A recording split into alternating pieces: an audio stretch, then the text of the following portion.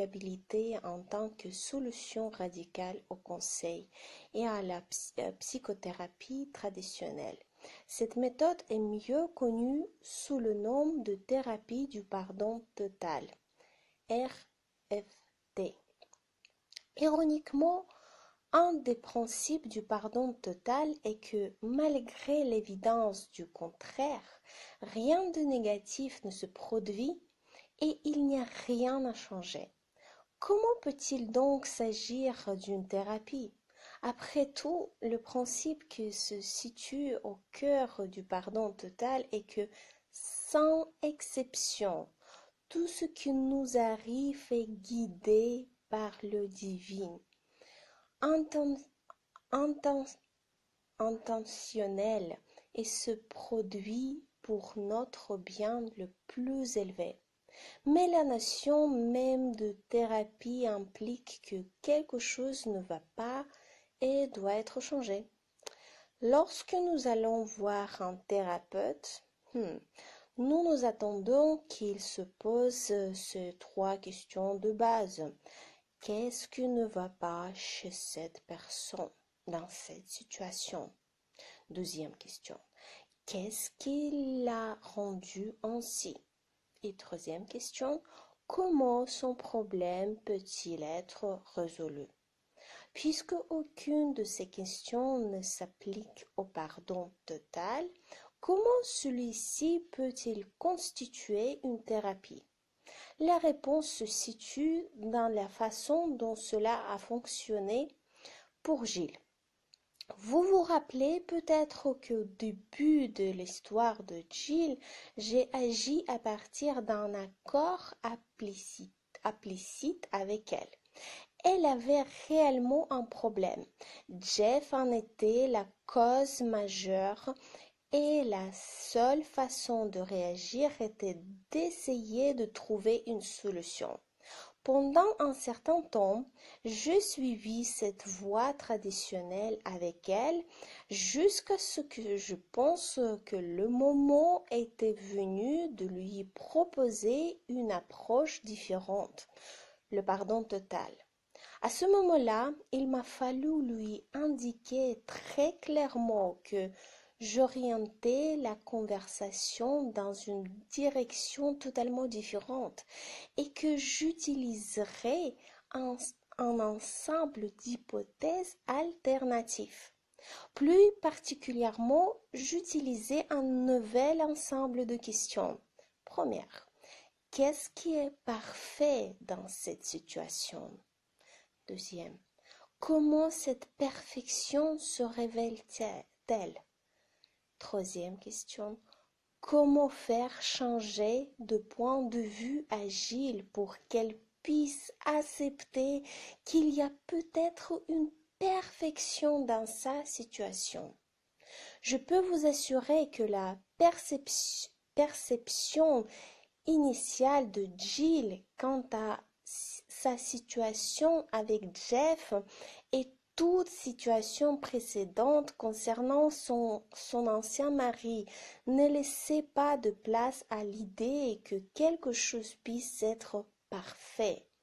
En fait, elle ressentait que ce qui s'était passé était de toute évidence injuste ou mal. La plupart des gens auraient été d'accord avec elle. Cependant, comme elle put le constater, sa guérison intervint lorsqu'elle réalisa qu'en fait, il n'y avait rien d'injuste ni de juste dans ces situations, qu'elle n'était clairement la victime de personne et que, loin d'être son ennemi, Jeff était en réalité l'ange de sa guérison. Petit à petit, elle commença à voir comment, à chaque instant, la guidance divine l'avait aidée à guérir une perception erronée du passé et un système de croyances erronées directement liées qui l'avait empêché pendant des années d'exprimer sa véritable identité. Chaque situation, y compris les circonstances avec Jeff, était de ce fait un cadeau de la grâce. Cela fait donc de la RFT moins une thérapie d'un processus éducatif. Les thérapeutes ou coachs, comme je préfère les appeler, n'agissent pas tant par désir de résoudre le problème de quelqu'un que par envie de le lui faire comprendre en profondeur. Le pardon total est une philosophie spirituelle qui s'applique de manière pratique dans la vie des gens dans la mesure où il leur donne une perspective spirituelle qu'ils peuvent appliquer d'eux-mêmes à tout problème ou situation qu'ils rencontrent. Le plan divin n'est pas fixe. À chaque moment du déroulement de ce plan, nous avons toujours le choix. Le pardon total aide les personnes à changer de point de vue et à faire de nouveaux choix fondés sur leur prise de conscience. L'histoire de Jill montre à quel point il peut être difficile d'accomplir ce changement de perception, même en présence d'indices tout à fait évidents. Il a fallu beaucoup de décisions et de gestion de sa souffrance émotionnelle avant que Jill n'arrive à comprendre cette interprétation différente. C'était particulièrement vrai dans le cas de la supposée infidélité de son ancien mari.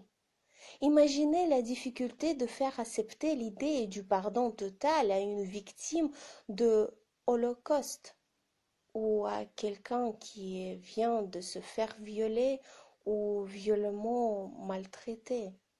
En fait, l'essentiel du travail préliminaire de la euh, pardon total consiste à créer chez la personne la volonté ne serait-ce que de considérer la possibilité d'une éventuelle perfection des événements.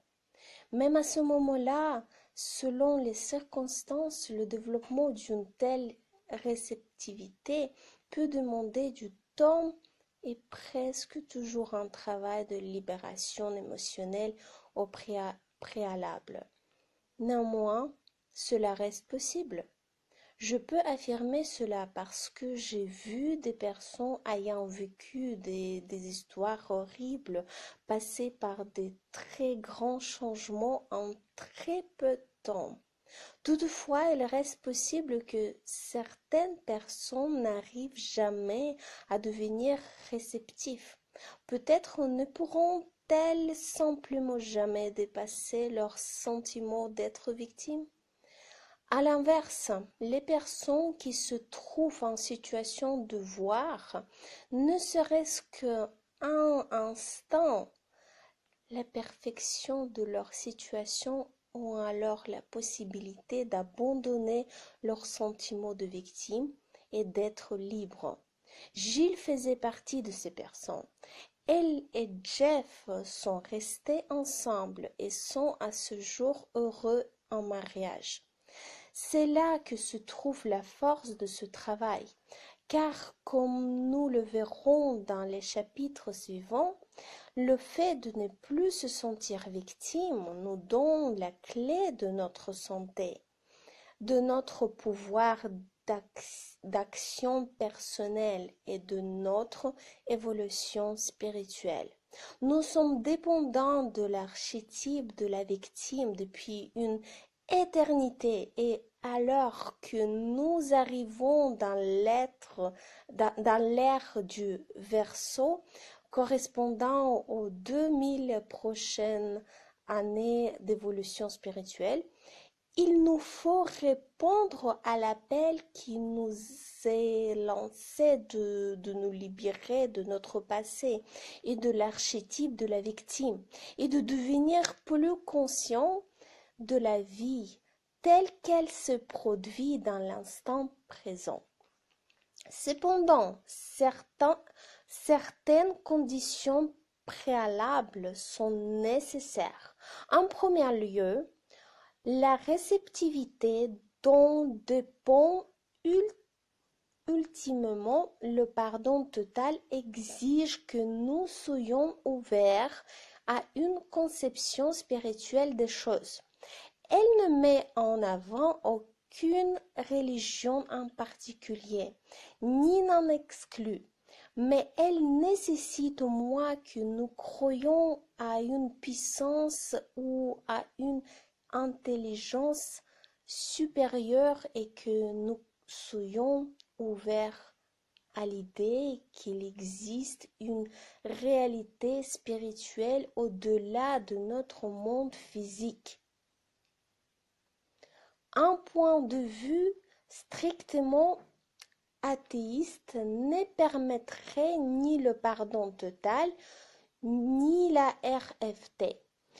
Il nous faut faire en sorte d'être à l'aise avec l'idée que nous pouvons évoluer dans les deux mondes simultanément pour que le pardon total puisse devenir une réalité dans notre vie. Cela étant dit, le pardon total peut être expliqué en des termes non menaçants et dans un langage qui honore toutes les croyances religieuses. Il peut être expliqué de manière à abandonner dans le sens de ces systèmes de croyances existants, afin de permettre aux personnes d'écouter en confiance. De plus, la validité d'une grande partie de la thérapie du pardon total ne dépend pas d'idées mystiques ni ésotériques. La répression, le déni et la projection sont des termes très présents dans la théorie de la psychologie. Par conséquent, ces mécanismes peuvent être pleinement expliqués de manière scientifique. Je ne dirai jamais assez que le fait de combiner la thérapie traditionnelle et la pardon total ne peut pas marcher. Les questions et les hypothèses sous-jacentes à ces deux formes de thérapie sont simplement trop différentes. Tout thérapeute qui ajoute la RFT à ses techniques d'aide doit en premier lieu être conscient des distinctions entre la RFT et la thérapie traditionnelle et être capable de les expliquer clairement à un patient. Deuxièmement, il doit faire des efforts pour maintenir une séparation entre ces deux techniques. De manière générale, la thérapie du pardon total est adaptée aux personnes ne souffrant d'aucune maladie mentale et qui ont simplement besoin d'aide pour faire face aux problématiques de leur vie de tous les jours. Toutefois, si une personne a des problèmes profonds, une souffrance très réprimée et des mécanismes de défense complexes, il faut l'envoyer à un psychothérapeute utilisant aussi la RFT. La technologie du pardon total est plus simple qu'il n'y apparaît et pourtant étonnamment efficace en tant que thérapie de l'âme pour les individus, les groupes, les races et même les pays. Par exemple, j'ai animé des des stages pour les juifs et autres personnes persécutées qui portent la souffrance de leur peuple ou de leur groupe. Ils ont pu constater des changements de conscience étonnants. Ils ont pu lâcher prise sur la souffrance collective et ainsi, je le pense, aider à guérir la conscience collective de ce groupe sur plusieurs générations du passé. En 2001, j'ai utilisé cette technique pour aider à guérir l'histoire vieille de 200 ans qui commença lorsque les premières forçats britanniques sont arrivés en Australie et ont entamé la décimation systématique de la population aborigène. Il existe chez les Australiens de notre époque un grand désir de s'excuser et chez les populations aborigènes de pardonner pour que les deux puissent aller de l'avant et former une Australie unie. Dans mon livre Reconciliation Through Radical Forgiveness, qui ne fut publié qu'en Australie, j'explique que seule une technologie spirituelle comme le pardon total peut entraîner une réconciliation. Et je leur ai donné les outils nécessaires pour en faire une réalité. Je l'utiliserai dans d'autres endroits du monde où il y a des divisions raciales, y compris aux États-Unis.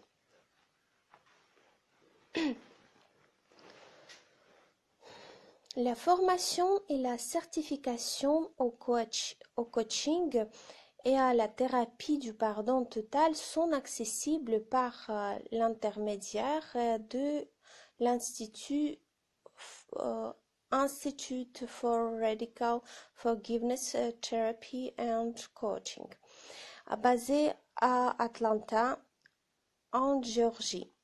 Elle s'adresse à la fois aux professionnels en exercice souhaitant devenir praticiens certifiés du pardon total et aux non-professionnels souhaitant simplement aider autrui à appliquer le pardon total pour résoudre les problèmes de la vie ordinaire. Même dans le monde professionnel, le pardon total est un concept valide et une technologie extrêmement efficace pour rechercher et libérer les énergies bloquées dans les entreprises ou institutions. Les effets sur la rentabilité peuvent être spectaculaires, ce qui explique pourquoi un nombre important de consultants en entreprise a déjà suivi la formation. Le chapitre 5 est fini. On va continuer demain. Bonne nuit.